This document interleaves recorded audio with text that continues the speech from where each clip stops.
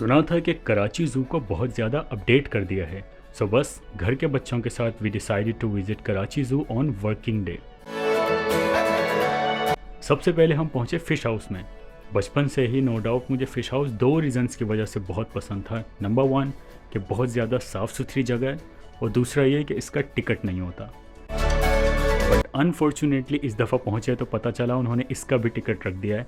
खैर 50 रुपये हमने खर्च कर दिए और हम पहुँचे फ़िश हाउस में। बाकी ज़ू तो बाद में देखेंगे, बट फ़िश हाउस को ही बहुत ज़्यादा अपडेट कर दिया था। Even we saw different breeds of fishes there, यहाँ तक कि शार्क का सबसे मिनी जो ब्रीड है वो भी वहाँ पर मौजूद थी।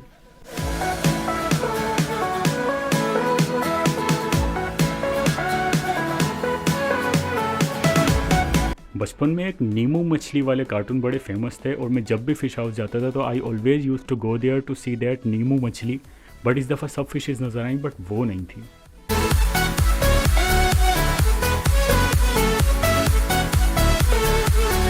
आगे बढ़े तो हमें नज़र आई एक आर्टिफिशियल झील, जहाँ पर डिफरेंट किस्म के बर्ड्स मौजूद थे।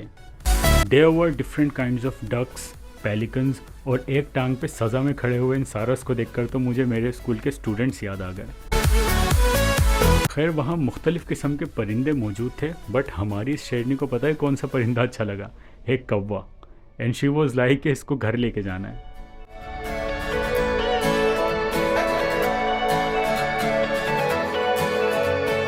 फिर हम आगे बढ़े पिंजरे की तरफ। सबसे पहला जो हमें केज नज़र आया वो क्रोकोडाइल का केज था, जो बहुत ख़तरनाक किस्म के मुजस्सिमा बनने की एक्टिंग कर रहे थे।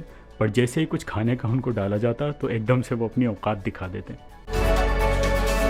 फिर नेक्स्ट केज में हमें एक शेर नज़र आया, जो बेचारा कराची वालों को टहल टहल के दिखा के थक के एक तरफ जाकर बैठ गया था। नेक्स्ट पिंजरा चीते का था, बट वो खाली था, तो ज़ू वालों ने चीते की तस्वीर तक फाड़ दी कि किस किस को जवाब देंगे भाई। नेक्स्ट पिंजरा बब्बर शेर का था, पर अल्लाह जाने कोने पे बैठ के वो किस बात का गम मना रहा था। खैर वहाँ थोड़ी देर रुके तो पता चला कि आगे एक ब्राइडल शूट हो रहा है। तो खैर आगे जाकर तो हम हैरान हो गए, इतना ख़तरनाक शूट। ये ख़तरनाक पोज देखकर तो मुझे मेरे दोस्त के वलीमे का शूट याद आ गया।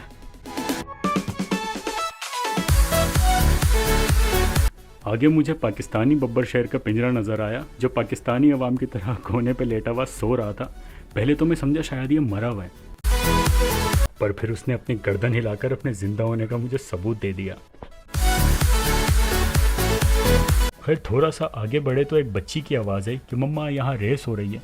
देखा तो 3 कछुए रेस लगा रहे थे, और हमने सोचा कि अगर ये कंपटीशन देखने बैठ गए ना तो बाकी का ज़ू फिर आज तो एक्सप्लोर नहीं हो सकता।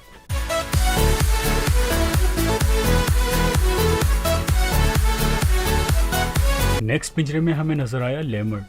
अगर इस जानवर को गौर से देखें ना तो मुझे पता नहीं क्यों इसकी शक्ल इंतहाई चालाक और मक्कार किस्म की औरतों वाली लगती है। कराची ज़ू में पहले कभी सबसे बड़ा केज इन मोर का ही होता था, बट अब मोर के पिंजरे के नाम पे सिर्फ ये छोटा सा केज रह गया है, जिसमें सिर्फ 2 मोर मौजूद थे। इन जालियों से बारहसिंगा को देखने की बहुत कोशिश की, बट सारी कोशिशें नाकाम हो गई। अब लाइन्स एरिया में चूंकि पानी नहीं आता, तो एक ही साथ इतना सारा पानी देखकर तो हमारी शेरनी पागल ही हो गई।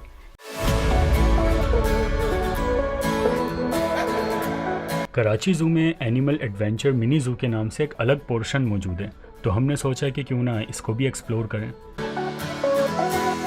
खैर एंट्री टिकट वॉज 100 रुपीज़। मैंने टिकट काउंटर पर जाकर पूछा कि अंदर ऐसी क्या ख़ास बात है, तो उन्होंने कहा कि अंदर सारे जानवर बग़ैर पिंजरों के ओपन में मौजूद हैं।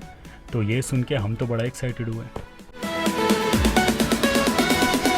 सबसे पहले नज़र आया हमें एक शेर, जो भले 4 दीवारी में मौजूद था, लेकिन जिस तरफ पब्लिक खड़ी थी वहाँ एक बड़ी सी खिड़की थी, जहाँ ना जालियाँ थीं और ना रॉड।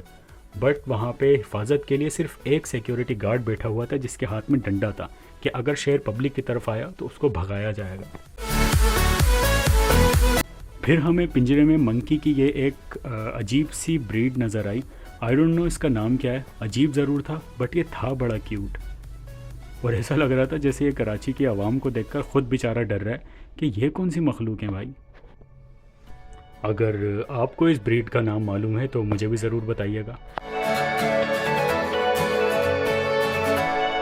थोड़ा आगे बढ़ने पर हमें नज़र आए ये वेल ट्रेंड तोते, और सब लोग जो हैं इनको अपने हाथों पर बिठाकर तस्वीरें खिंचवा रहे थे। तो हमने सोचा भाई चलो लगे हाथों हम भी एक फ़ोटो शूट करवा लेते हैं। तोतों से आगे ही ये एक और बढ़ता, आई थिंक ये गिद्ध है, जिसकी आंखों पे पट्टी बांधी हुई थी और हाथ पे बिठाने के लिए भी पहले ग्लव्स पहना रहे थे ताकि ये पंजे ना गाड़ दे। आगे मुख्तलिफ़ किस्म की मुर्गियाँ नज़र आईं तो बच्चों ने उनके पीछे भागना शुरू कर दिया जैसे जो उनके बाप की मुर्गियाँ हैं। फिर कुछ बच्चे थे जो कछुओं को देखकर आपे से बाहर हो रहे थे। फिर खुले में ही हमें ये एक मुर्गी नज़र आई जिसकी टेल मोर की जैसी थी, और इसका नाम वो मुझे मालूम नहीं। सिर्फ यही नहीं बल्कि वहाँ पर हिरन भी पब्लिक के बीच में घूम रहे थे। स्टार्टिंग में तो मुझे डर लगा, बट गार्ड्स ने बताया कि they all are well trained, तो फिर खैर किसी किस्म का डर नहीं लगा।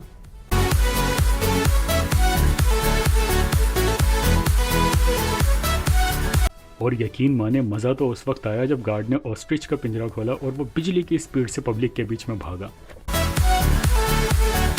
ज़िंदगी में एक्चुअली पहली मर्तबा I was experiencing this kind of thing, तो बच्चों को मज़ा आए या ना आए, लेकिन मुझे ऑनेस्टली बहुत ज़्यादा मज़ा आया। I will highly recommend all of you to visit Karachi zoo in working days ताकि रश ना मिले।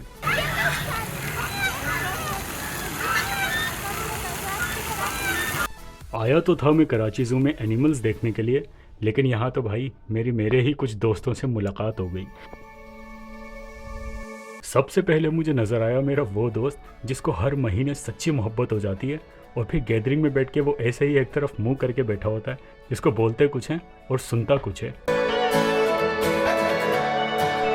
फिर नज़र आया मुझे मेरा वो दोस्त जो बातें तो बड़ी बहादुरों वाली करता है, पर बीवी के डर से घूमने फिरने के सारे प्लान कैंसिल कर देता है। घूमने की जगह पे जाएं और बच्चे के जंपिंग वाला झूला ना झूलें, ऐसा तो हो ही नहीं सकता। तो हमने भी दरिया दिली का मुजाहिरा करते हुए 50 रुपये का खर्चा कर ही दिया। इसके साथ ही होता है हमारे ब्लॉग का इख्तिताम। Again I recommend all of you to visit Karachi zoo but in working days.